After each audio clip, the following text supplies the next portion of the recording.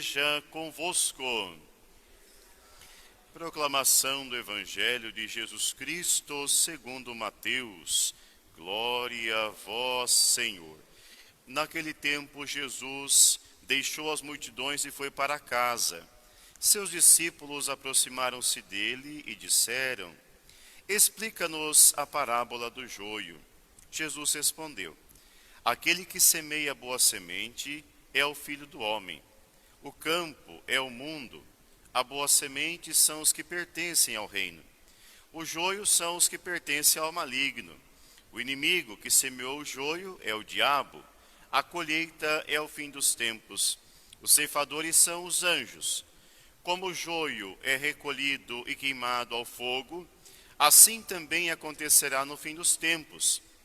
O Filho do Homem enviará os seus anjos e eles retirarão do seu reino todos os que fazem outros pecar e os que praticam o mal, e depois os lançarão na fornalha de fogo.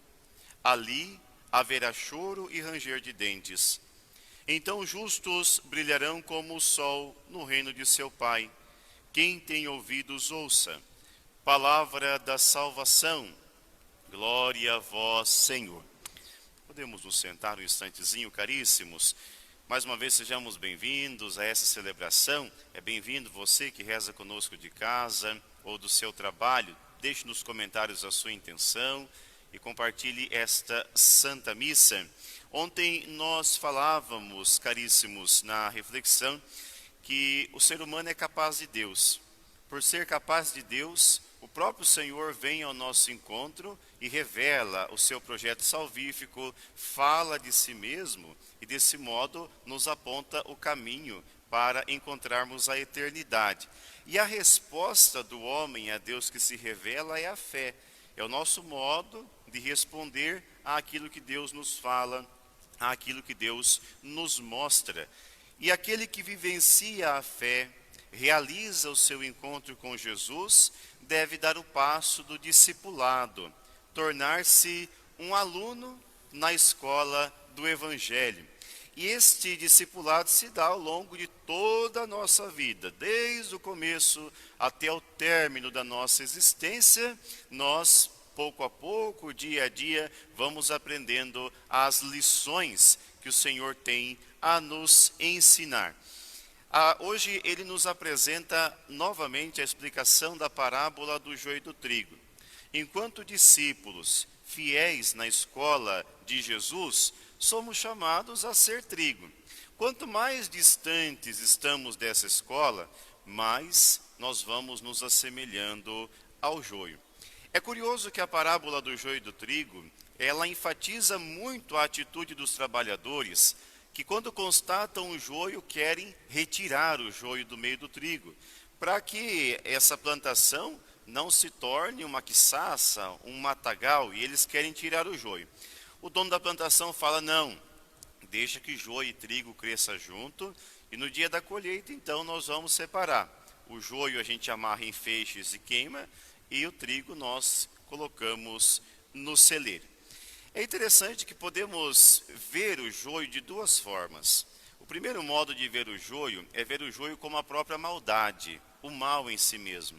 Aí não tem jeito, aí o joio nunca vai ser transformado e a finalidade dele vai ser queimado, né? É a iniciativa do maligno. Mas nós também podemos enxergar o joio não como a maldade, mas como os malvados, como a pessoa que vivencia a maldade. Este joio é diferente, porque nós não estamos falando de um dono de campo qualquer, nós estamos falando do próprio Deus, aquele que é capaz de transformar a semente de trigo para joio.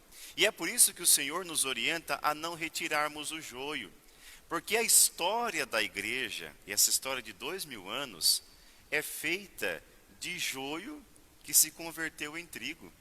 Assim foram com os santos apóstolos, cobradores de impostos, zelotas, né, no caso de Judas, possivelmente Pedro, Judas Tadeu, né, possivelmente São Pedro.